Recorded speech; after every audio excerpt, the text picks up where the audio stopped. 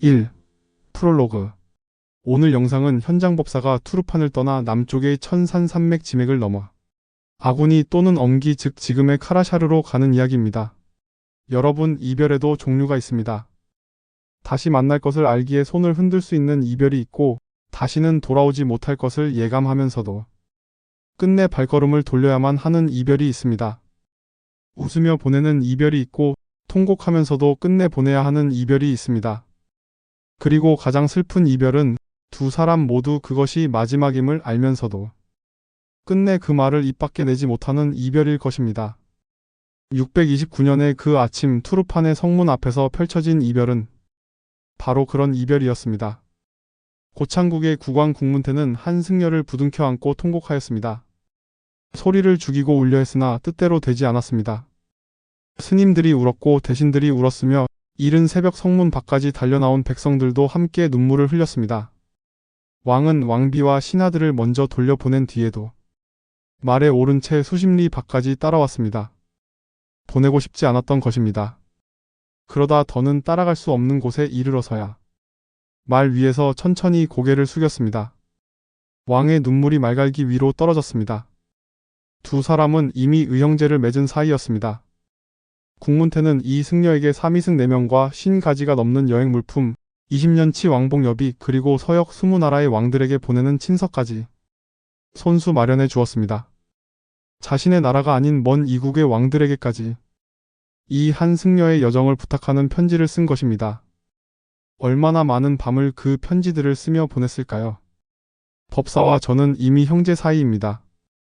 나라 안에 있는 모든 것은 나와 법사의 것인데 어찌 고맙다는 말씀을 하십니까?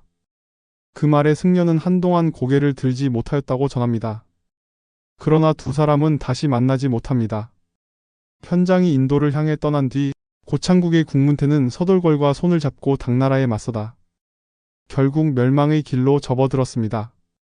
정관 13년 639년 당 태종 이세민이 참을 수 없다는 듯 원정군을 보냈습니다. 고창은 장안에서 7,000리, 중간에 사막이 2,000리나 된다. 감히 군사를 보내겠느냐. 국문태는 그렇게 호언하였지만 당나라 장수 계필하력의 군대가 막 하연적의 입구에 도달했다는 소식을 듣는 순간 그만 경악하여 숨을 거두고 말았습니다. 단 한 번의 소식에 그 심장이 멈추어 버렸습니다. 뒤를 이은 아들 국지성은 결국 성문을 열었고 정관 14년 640년 고창국은 역사의 무대에서 조용히 사라졌습니다. 수십 년을 이어온 나라가 그렇게 끝났습니다. 인도 어딘가에서 그 소식을 전해 들었을 현장. 그는 돌아오는 길에 국문태 왕을 위해 불법을 강의하겠다고 굳게 약속했었습니다. 함께 경전을 읽고 함께 그 뜻을 나누겠노라 다짐했었습니다. 그 약속은 끝내 지켜지지 못하였습니다. 현장은 천산남로 대신 남도를 택하여 혼자 말없이 돌아왔습니다. 의형제의 나라가 사라진 길 위로. 아래는 그 이별이 있었던 629년 고창을 막 떠나는 현장법사의 이야기입니다. 이제 현장법사의 음성으로 그의 서역 행로를 직접 들어보시겠습니다. 눈물 속에 출발한 길이었습니다. 솔직히 말씀드리면 전날 밤은 거의 뜬 눈으로 지새웠습니다. 짐은 이미 꾸려져 있었고 3이승 4명도 채비를 마쳤습니다. 할 일은 다 끝났습니다. 준비는 완벽했습니다. 그러나 출발을 앞두고 오히려 마음이 가장 무거웠습니다. 몸은 이미 길을 향해 있었지만 마음은 아직 투르판의 그 온기 속에 남아 있었습니다. 인도는 머나먼 곳이었고 살아 돌아온다는 보장 같은 것은 어디에도 없었습니다. 그것은 오래전부터 알고 있었습니다. 당나라를 몰래 빠져나올 때부터 이미 그 각오는 되어 있었습니다. 그러나 막상 이 땅을 떠나려 하니 발이 쉽게 떨어지지 않았습니다. 각오와 발걸음은 별개였습니다. 국문태 폐하의 통곡 소리를 등에 지고 서쪽으로 걸음을 옮기면서 저는 말 위에서 돌아보지 않으려 했습니다. 돌아보면 발걸음이 더 무거워질 것을 알았습니다. 그러나 자꾸 눈이 돌아갔습니다. 몸이 마음을 이기지 못하였습니다. 성벽이 작아지고 왕의 얼굴이 흐려지고 결국 아무것도 보이지 않게 되었을 때 저는 비로소 고개를 앞으로 돌렸습니다. 앞에는 사막이 있었습니다. 끝이 없는 냉정한 사막이. 걸으면서 저는 자꾸 투르판에서의 나날들을 되새겼습니다. 왕의 슬픈 얼굴, 성문 밖에서 손 흔들던 백성들의 얼굴. 뜨거운 공양 밥상, 밤마다 불을 밝히고 나누던 법담. 그 따뜻함 속에 있을 때는 미처 몰랐는데 길이 황량해질수록 그 온기가 오히려 더 선명하게 느껴졌습니다. 사람의 온기란 그것이 없을 때야만 비로소 그 무게를 실감하는 것인지도 모르겠습니다. 고창국을 벗어나자 길은 금세 낯선 모습으로 변했습니다. 북쪽으로는 천산의 설봉들이 하얀 모자를 쓰고 서 있었고 그 아래로 모래와 자갈이 뒤섞인 황량한 벌판이 끝없이 펼쳐졌습니다. 바람이 불면 모래가 날아와 얼굴을 사정없이 때렸고 낮에는 햇살이 머리 꼭대기에서 수직으로 내리꽂혔습니다. 그늘 한 점 없었습니다. 사막의 길은 사미승들을 조금씩 그러나 가차없이 지치게 만들었습니다. 입술이 쩍쩍 갈라지도록 목이 탔고 물은 점점 줄어들고 있었습니다. 무반성을 지나고 독진성을 지나면서 우리는 남쪽으로 방향을 틀었습니다. 한때 사람들이 머물렀을 성곽들은 이제 모래에 반쯤 묻혀 고요하였습니다.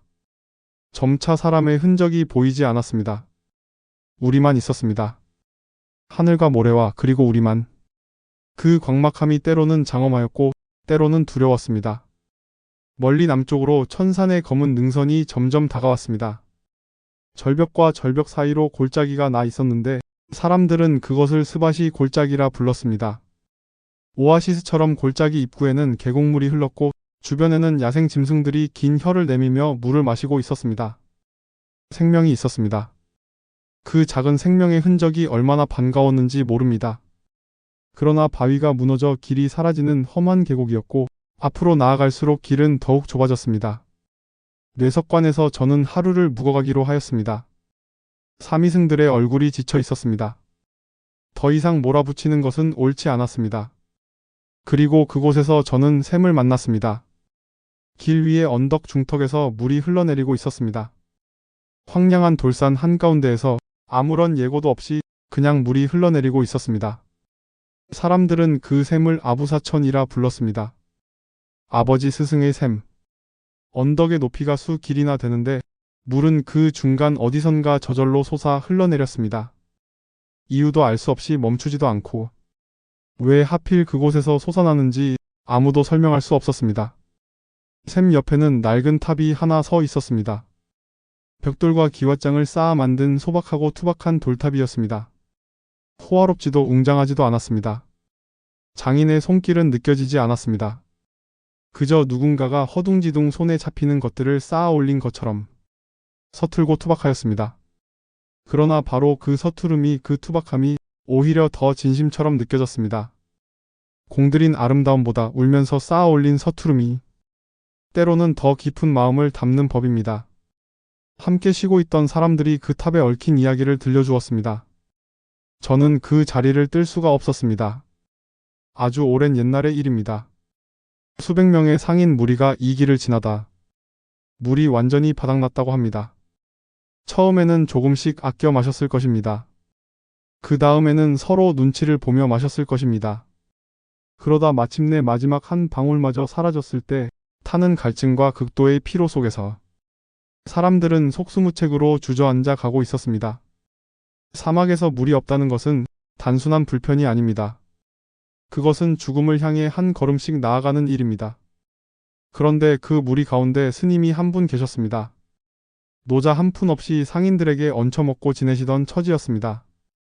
상인들이 무슨 생각으로 스님을 데려왔는지는 모릅니다. 혹시나 하는 마음이었을 것입니다.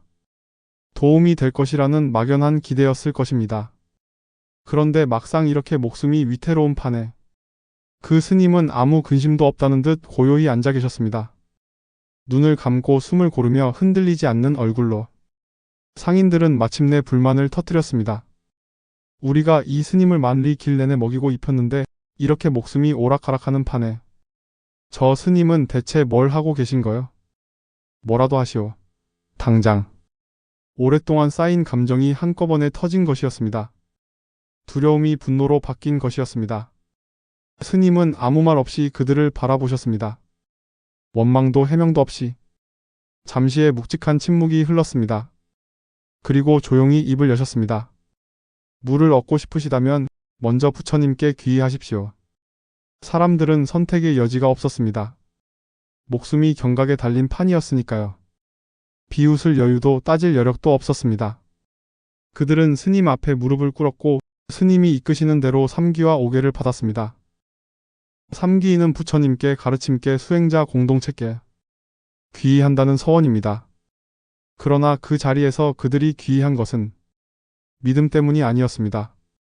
살고 싶어서였습니다. 그 처절한 살고 싶음이 무릎을 꿇게 하였습니다. 개를 모두 마치자 스님이 말씀하셨습니다. 내가 저 언덕 위로 올라가겠습니다. 그러면 여러분은 소리치십시오. 아부사여 나에게 물을 주소서. 마음껏 필요한 만큼을 청하십시오. 스님은 천천히 언덕 위로 오르셨습니다. 걸음은 느렸지만 흔들리지 않았습니다. 정상에 이르렀을 때 스님은 멈추어 서셨습니다. 그리고 아래를 내려다 보셨습니다. 사람들은 가르쳐 주신 대로 소리쳤습니다. 아부사여, 우리에게 물을 주소서. 그 순간 언덕 중턱에서 물이 솟구쳐 흘러내렸습니다. 처음에는 가느다란 줄기였습니다. 그것이 점점 굵어지더니 수백 명이 갈증을 풀고도 남을 만큼의 물이 콸콸 쏟아졌습니다. 사람들은 환호하였습니다. 물속에 얼굴을 파묻고 울었습니다. 서로를 끌어안고 웃었습니다. 죽음의 문턱에서 되돌아온 자들만이 느낄 수 있는 그 벅차고 처연한 기쁨이었습니다. 그런데 스님이 돌아오지 않으셨습니다. 기쁨에 들떠있던 사람들이 차츰 이상하게 여기기 시작했습니다. 이윽고 몇 사람이 언덕을 올라갔습니다. 스님이 서 계셨던 그 자리에 스님은 그 자리에서 이미 고요히 입적해 계셨습니다. 눈은 감겨 있었고 얼굴은 편안하였습니다. 마치 잠드신 것 같았습니다. 스님은 자신의 목숨으로 그 물을 만들어내셨던 것입니다. 상인들은 통곡하였습니다. 악계는 그토록 거칠게 따져 물었던 그들이 이제는 땅을 치며 울었습니다. 스님이 무엇을 하고 계셨는지 마침내 알게 된 것입니다. 고요히 앉아 계시던 그 시간 동안 스님은 자신이 무엇을 내놓아야 하는지를 이미 알고 계셨던 것입니다. 그들은 서역의 법도에 따라 시신을 화장하고 스님이 앉아 계셨던 바로 그 자리에 손에 잡히는 돌과 기왓장을 하나씩 정성껏 쌓아 올렸습니다. 이름도 묻지 못하였습니다. 어느 절에서 오셨는지도 알 수 없었습니다. 그래서 그들은 탑에 이름을 새기지 못하였습니다. 다만 쌓았습니다. 돌을 쌓고 기왓장을 올리고 또 쌓고 또 올렸습니다. 그것이 그들이 할 수 있는 전부였습니다. 그것이 제 눈앞에 서 있는 바로 그 탑이었습니다. 샘은 그날도 여전히 흐르고 있었습니다. 지나는 사람이 많으면 물이 많이 흘렀고 적으면 적게 흘렀습니다. 사람이 없을 때는 이슬처럼 가늘게 그러나 끊이지 않고 흘렀습니다. 그 이름 모를 스님이 목숨을 바치신 자리에서 물은 단 한 번도 마르지 않고 흘러온 것입니다. 수십 년이 지나도록, 수백 년이 지나도록 저는 오래 그 탑 앞에 서 있었습니다. 그날 밤 저는 그 샘 곁에서 하룻밤을 보냈습니다. 밤이 되자 하늘에서 별이 쏟아졌습니다. 도성에서는 볼 수 없는 별들이었습니다. 사막은 낮에 받은 열기를 오래 품지 않습니다. 낮에는 타는 듯 뜨거웠던 대지가 밤이 되면 서늘하다 못해 뼈속까지 차가워졌습니다. 극과 극이 하루에 한 번씩 교차하는 땅. 일행은 모두 잠들었고 저는 홀로 샘물 소리를 듣고 있었습니다. 졸졸졸. 가늘고 끊이지 않는 소리. 멈추지 않고 서두르지도 않는 소리. 그 작은 소리가 사막의 정막을 가르고 있었습니다. 저는 그 소리를 들으며 오래 생각하였습니다. 그 스님은 왜 그렇게 하셨을까요? 목숨을 내놓지 않으셔도 되었을 것입니다. 상인들이 무례하게 따진 것은 맞지만 그렇다고 스님이 목숨을 바치셔야 할 이유는 어디에도 없었습니다. 상인들은 그 스님에게 빚진 것이 없었고 스님도 그들에게 무언가를 갚아야 할 것이 없었습니다. 은혜도 약속도 의무도 없었습니다. 그런데 스님은 그렇게 하셨습니다. 조용히, 묵묵히, 아무 말 없이 올라가시면서 한 번도 뒤를 돌아보지 않으셨다고 합니다. 사람들이 귀의한 것이 믿음 때문이 아닌 것을 모르셨을 리 없습니다. 목숨이 두려워 무릎을 꿇은 것임을 모르셨을 리 없습니다. 자신에게 거칠게 쏟아낸 그 분노가 사실은 두려움에서 나온 것임도 아셨을 것입니다. 그래도 스님은 그 무릎 꿇음을 진심으로 받아들이셨고 그 받아들임으로 목숨을 건네셨습니다. 두려움으로 꿇은 무릎도 귀인은 귀이었습니다. 부처님의 가르침이란 결국 이런 것인지도 모르겠다는 생각이 들었습니다. 거창한 교리와 어려운 경전 이전에 목마른 사람 곁에 조용히 앉아 있어주는 것, 배고픈 사람 앞에서 자신의 그릇을 내미는 것, 나를 거칠게 대한 사람에게도 돌아서지 않는 것, 아무것도 돌려받지 않아도 되는 마음으로 가진 것을 모두 내어놓는 것, 그리고 그것을 하면서 아무 말도 하지 않는 것. 저는 그 가르침의 참뜻을 구하러 인도로 가는 길이었습니다. 나가르주나가 걸었던 땅, 아상가가 사유하였던 대지, 부처님께서 처음 가르침을 펼치셨던 그 성스러운 강가의 땅에서 원래의 말씀을 직접 배워오고 싶었습니다. 수백 년 동안 갈라지고 뒤틀린 해석들이 아니라 처음 그 자리에서 울려 퍼졌던 목소리를 듣고 싶었습니다. 그런데 오늘 밤 어쩌면 그 답의 일부가 이미 여기 있었는지도 모르겠다는 생각이 들었습니다. 이 외딴 사막의 언덕 위 아무도 이름을 새겨주지 않은 낡은 탑 아래 지금도 가늘게 흘러내리는 이 샘물 속에 경전은 가르칩니다. 보살이란 자신의 깨달음보다 중생의 구제를 먼저 생각하는 자라고. 그러나 그 말이 이렇게까지 선명하게 살아 숨쉬는 것을 저는 오늘 밤 이 샘 곁에서 처음 실감하였습니다. 어쩌면 이름도 종파도 모르는 그 스님이야말로 가장 완전한 경전이었는지도 모릅니다. 다음날 아침 저는 은산을 넘었습니다. 산 전체가 은광이라는 높고 웅장한 산이었습니다. 이른 아침 햇살 아래 온 산이 은빛으로 일렁였고 그 장엄한 광경에 저는 잠시 발걸음을 멈추었습니다. 세상이 이렇게 아름다울 수 있다는 사실이 어제 밤의 그 생각들과 이어져 가슴속을 조용히 채워왔습니다. 그러나 세상은 아름다운 것만 보여주지 않습니다. 나중에서야 알게 된 일이었습니다만 그 산 서쪽에는 산적 떼가 득식을 거리고 있었습니다. 오가는 상인들을 노리는 자들이었습니다. 그날 밤 함께 길을 가던 외국 상인 수십 명이 악인이에 먼저 가서 물건을 팔겠다며 한밤중에 몰래 자리를 떴습니다. 서두르면 이윤이 더 남을 것이라는 계산이었습니다. 한 발 빠르면 한 푼 더 남는다는 생각이었습니다. 그들은 조용히 다른 이들이 잠든 틈을 타서 떠났습니다. 그들은 심리도 채 못 가서 도적을 만났습니다. 그리고 살해되었습니다. 늦게 출발한 저는 천산을 넘어갔을 때 살해된 그들의 시신을 발견하였습니다.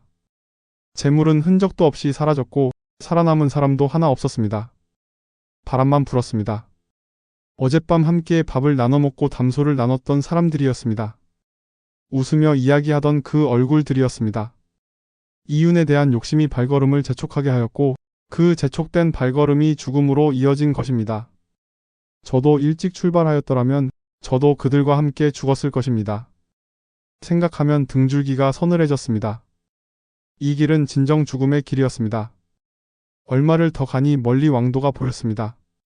아기니국의 왕이 신하들과 함께 나와 저를 맞이하고 공양을 베풀어 주었습니다. 그러나 그 나라는 고창국의 침략을 받은 적이 있어 깊은 앙금이 남아 있었고 저에게 말 한마디도 내주려 하지 않았습니다. 고창국의 사람과 함께 온 승려. 그것으로 충분히 의심스러웠을 것입니다. 저는 하룻밤만 머물고 다시 서쪽의 구자국으로 길을 떠났습니다. 불과 며칠 사이에 겪은 일들이었습니다. 기적의 샘 그리고 참담한 죽음들. 자신의 목숨을 내어준 스님과 이윤을 줬다 목숨을 잃은 상인들. 같은 길 위에서 벌어진 두 가지 이야기. 무엇이 다른 것인지를 저는 오래 생각하였습니다. 이 길이 순탄하지 않을 것임은 이미 알고 있었습니다. 앞으로도 그럴 것입니다. 험한 산이 있을 것이고 끝없는 사막이 있을 것이며 언제 어디서 나타날지 모르는 위험이 기다리고 있을 것입니다. 동료를 잃을 수도 있고 길을 잃을 수도 있습니다. 목이 마를 것이고 배가 고플 것이며 무릎이 꺾일 듯 지칠 것입니다. 그런데도 저는 이 길이 옳다고 믿습니다. 아직 그 믿음이 흔들리지 않았습니다. 지금 중원에서는 불법의 해석을 두고 수백 년 동안 논쟁이 끊이지 않고 있습니다. 대승의 종지가 남과 북으로 갈라지고 경전마다 서로 다른 뜻을 주장하며 스님들이 스님들과 싸우고 있습니다. 저는 그 혼란 속에서 오래 방황하였습니다. 이름난 스님들을 찾아다니며 20회 가까이 묻고 배웠지만 경전을 손에 쥘 때마다 확신이 서지 않았습니다. 물을 마셔도 갈증이 사라지지 않는 것 같았습니다. 그 의혹을 풀기 위해 인도로 가기로 결심하였습니다. 나라에서 허락하지 않았습니다. 그래도 가기로 하였습니다. 부처님께서 직접 가르침을 펼치셨던 그 땅에서 원래의 말씀을 직접 배워오기 위해서였습니다. 수천 리를 걷더라도 그 말씀을 듣고 싶었습니다. 그러나 오늘 밤 아부사천 곁에 앉아 저는 어쩌면 이미 그 답의 일부를 본 것인지도 모른다는 생각을 합니다. 경전이 아니라 목숨으로 물을 만들어낸 그 스님에게서, 교리가 아니라 단 한 번도 마르지 않고 흘러온 저 샘물에서, 말이 아니라 아무 말 없이 언덕을 오르던 그 뒷모습에서, 아부사천의 그 스님처럼 저도 이 길에서 가진 것을 다 내놓아야 할지 모릅니다. 목숨이 될 수도 있습니다. 그래도 괜찮습니다. 저를 떠나 보내준 모든 이들이 있습니다. 국문태왕이 있고 그 왕비가 있고 성문 밖까지 나와 손을 흔들던 백성들이 있습니다. 장안에서 몰래 배웅해준 이들이 있고 이름 모를 길 위에서 밥 한 끼를 내어준 사람들이 있습니다. 이 미약한 공으로나마 그 모든 이들의 은혜에 보답할 수 있다면 그것으로 충분합니다. 그것으로 충분하고도 남습니다. 샘은 오늘도 흐릅니다. 졸졸졸. 가늘고 끊이지 않게. 사람이 없어도 흐르고 아무도 보지 않아도 흐릅니다. 그 스님의 마음처럼.